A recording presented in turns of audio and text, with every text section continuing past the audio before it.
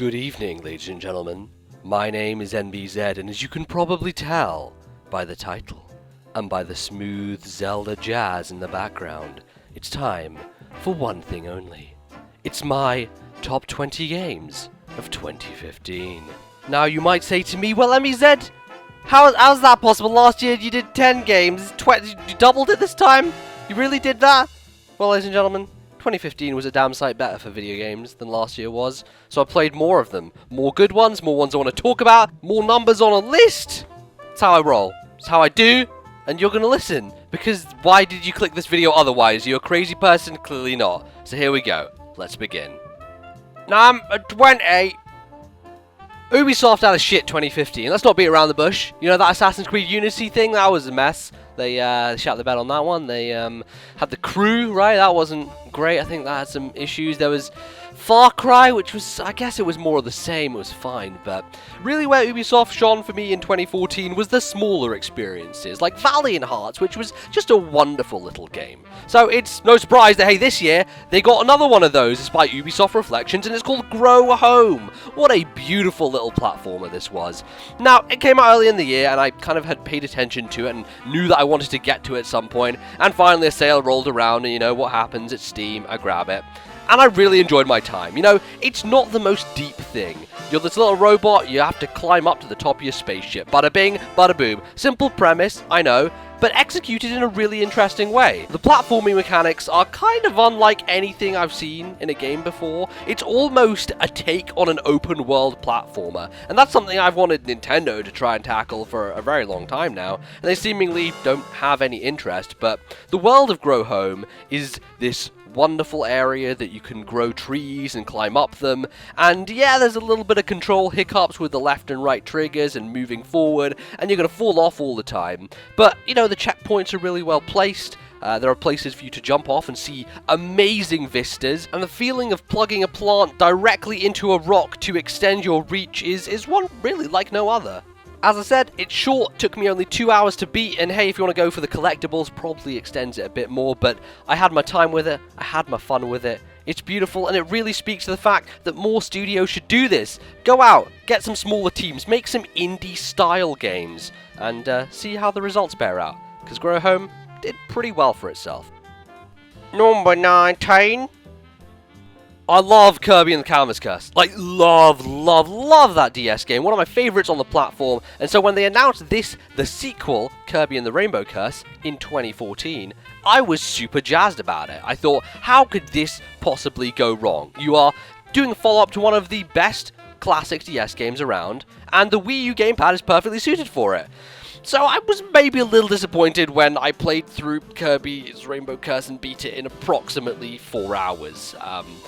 For a game that is charging like 40 quid stand-up price, it's not really what you want, but it's what you got. And it's unfortunate, I know, but I still think that there are a lot of merits to this game. I still really enjoyed my time with it, despite a lot of flaws. The aesthetic is jaw-dropping. Just the way that the clay animations flow together and look and feel is marvelous. I just really wish that there was a way to look at the TV screen at the same time as playing, because the way that you use the gamepad necessitates you really having to look at it for the entirety of your playtime, which means like all these amazing HD visuals are pretty much hidden from view. The game is quite easy, though it does get like really frustrating at points, especially on certain bosses, and it's so short. It's ridiculous. It kind of feels like an eShop game, and it really should have been released as one, in my opinion. As it happens, as it stands, I still enjoyed my time with it, and it still makes it onto the list. Android 18. Europe won, guys! For once in our life, we actually got a video game before North America. This is Yoshi's Woolly World, and it's a game that I kind of expected to be higher up on this list, if I'm honest. I'll tell you, the first few hours with this game were wonderful, absolutely fantastic, as I was getting every collectible possible, finding all the secrets and hidden areas, and unlocking some really tough, really cool stages. Unfortunately, there just came a point for me where it was just outstaying its welcome. I had had enough, and I kind of wanted the game to end a bit earlier. Now, maybe you could put that down to me going full hog in the early stages and collecting everything possible and perhaps burning myself out early, but I really think it gets a little bit samey the more you go on, and the more it went on, the less I liked it, and it unfortunately kind of dragged it down in my opinion. Just like Kirby, the aesthetic is gorgeous. The way that they make Yoshi look and feel and sound, and the way that certain objects interact in the world, the fact that water is just these pieces of strings and bits of glitter that animate in this way that you almost don't notice until you pay attention, it's just mind-blowing. But unfortunately that wasn't enough to keep me going with it. It's charming as all hell and absolutely gorgeous, but it doesn't climb any higher than number 18 in this list. 17!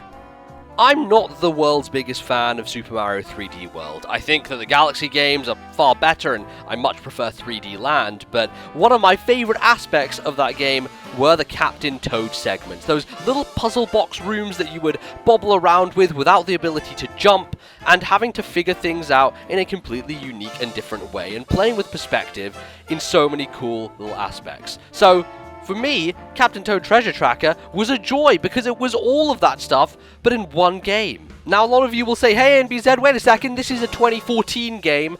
You're correct for North America. However, officially, Captain Toad Treasure Tracker came out in Europe in 2015, in January, in fact, and I can't remember it that well, unfortunately, as a result, because it really was a long time ago that I played this game, but from what I remember and what I recall, it's super smart. It's real clever and real charming and nice to look at, and, you know, it's doing all these things that the other Nintendo games so far I've mentioned on this list have done. For me, though, the thing that matters most is gameplay, and I found the perspective-bending puzzles of Captain Toad much more refreshing and interesting, and just doing something different that those games didn't. There are gimmicks here and there, but the core of it remains solid and engaging. I do wish that the game was on 3DS, if only for the fact that these dioramas make so much more sense in stereoscopic 3D, but as it stands, Captain Toad is still a wonderful little game, and all those bonus objectives allow you to play it a little bit differently. There's even a little bit of Metal Gear Solid thrown in here, and with the year that Konami's had, it's good to see Nintendo picking up the slack. 60. I love Trine II. It's certainly for me one of the best indie games on the market, and the world seems to agree because it has been wildly successful for developer Frozenbyte. And here we have the sequel, Trine III.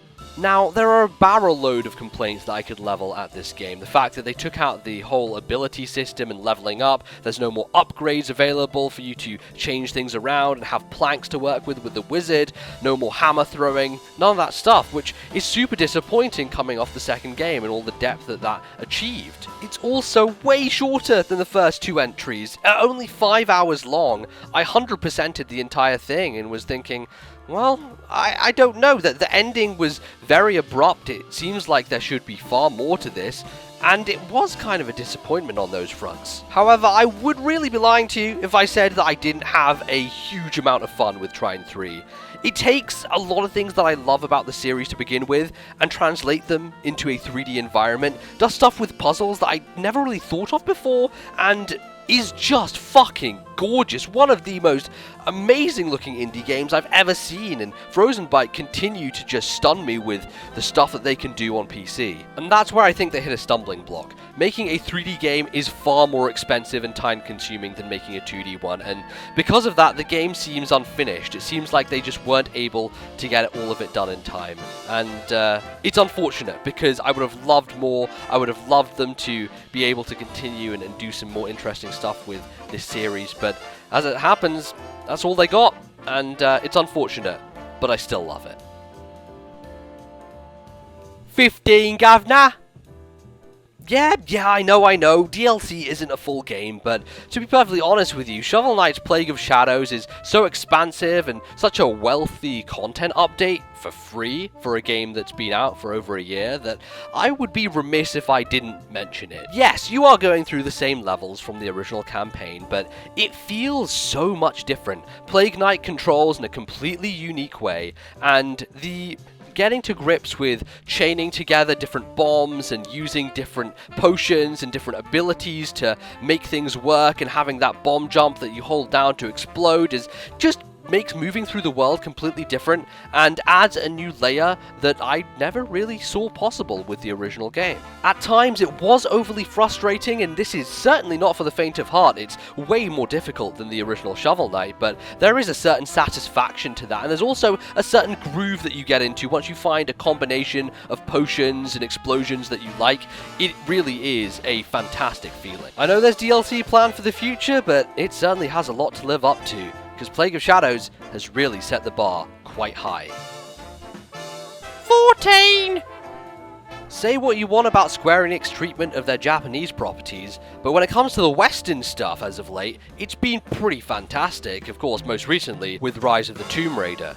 But perhaps most surprisingly of all, one of the best games they put out this year was on mobile, and it's Lara Croft GO. Now if you remember, last year they put out a game by the name of Hitman Go, which took the concepts of Hitman, the idea of those puzzles about trying to murder people, and transferred them into a mobile environment absolutely seamlessly. They've now done the double and given the exact same treatment to Lara Croft, and the results, I have to say, are pretty spectacular. What a really well-designed, innovative, beautiful-looking game, and I was so surprised that this was one of my favorites of the year. It does a lot of interesting stuff, especially later on in the game, where they add multiple elements and layer them on top of one another. Stuff that has been very simply jotted out to you before is now coming together in such smart and interesting ways. And yes, it does start very simple, but as it goes, it builds and becomes just a wonderful joy to play. Controls excellently, looks great,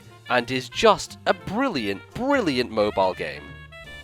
Unlucky for some, the original Gunman Clive was a revelation for me. An incredibly well-crafted, beautiful 3D, 2D Mega Man style game on 3DS. But for how much? Oh, only like £2.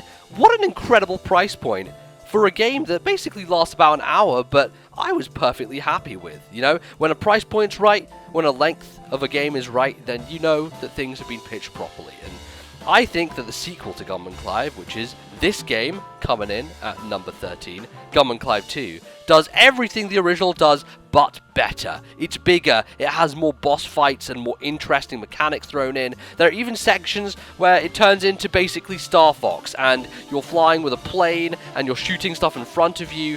It's just wonderful, and looks the part too. It has one of my favorite aesthetics on the entire system. This crayon-y pastel aesthetic that just looks incredible in 3D. It pops so well and gives the game such flavor and such character. And speaking of characters, not only can you play as Gunman Clive himself and his Princess Peach-like partner, but Chieftain Bob, a melee character, is also playable, making the game way tougher and adding a new dimension to the gameplay, which is almost akin to playing through Shovel Knight as Plague Knight. All in all, though it's short, simple, and sweet, Gunman Clive 2 executes on everything it has to, and does it to a T.